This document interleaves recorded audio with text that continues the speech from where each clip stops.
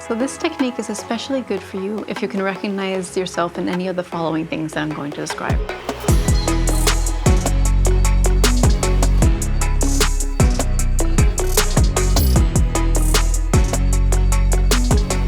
If you feel like you spend a lot of time hunched over during your day, or you have a hard time just reconnecting with your shoulders and getting them to position themselves properly.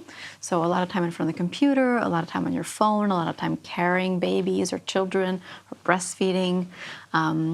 If you've had like postural issues also growing up, or even just your whole life, have a lot of tension in your shoulders or neck. If you find yourself being stressed a lot during the day, everyone's like, yeah, that's me.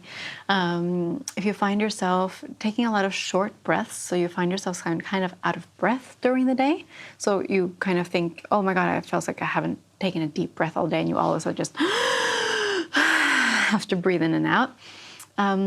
These are usually patterns of just not having enough space in your abdominal cavity, in your chest cavity, and not using this musculature that is intended for breath in the proper way. So over time, these tensions create less space actually, and that kind of starts a vicious cycle. So you have less space, there's more tension, so there's less space for the breath, so you take shorter breaths, which creates more tension and more stress. So we need to break that cycle. I'm sure you can agree with me.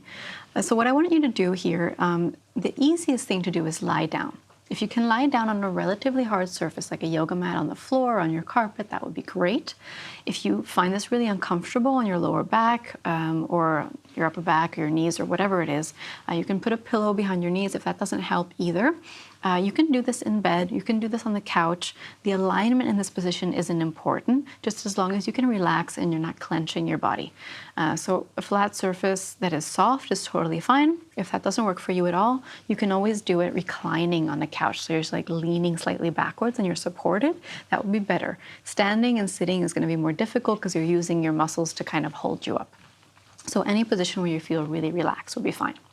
So the first thing I want you to do here is take your hands around your rib cage, right underneath your chest, and you're feeling with your thumbs on the back of your ribs. Now try to relax with your arms into the floor. So try to just relax your shoulders. You're not tensing up here to hold your shoulders up.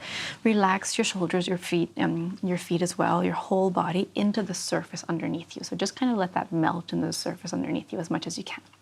Now we're just going to use our breath for this. It's kind of similar to the rest breath in the technique we used during the series, but it's a little bit more advanced. So I want you to inhale through your nose and thinking about expanding into your ribcage and then allowing that air to come all the way down into your pelvic floor.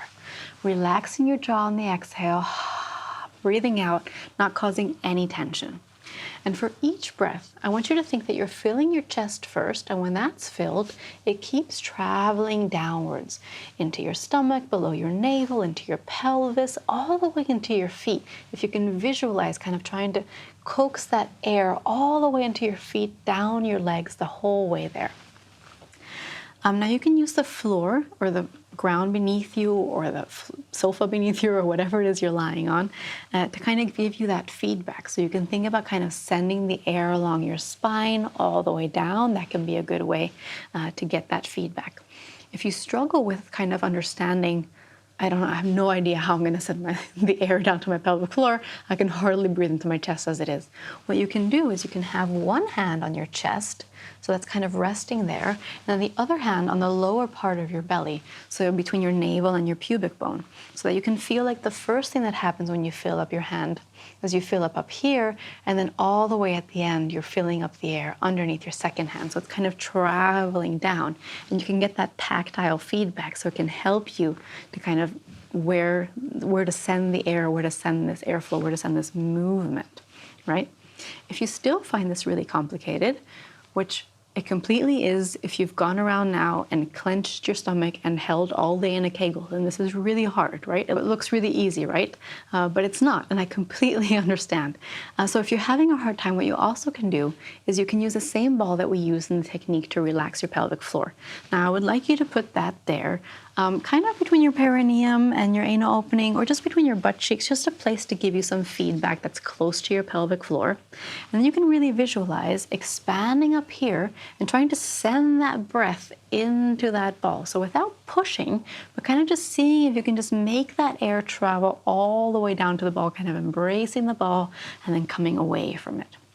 And you're going to want to do this for at least 5 minutes. I know it's a long time to just lie there and breathe, but believe me, it's a good thing because it's also kind of meditative and relaxing.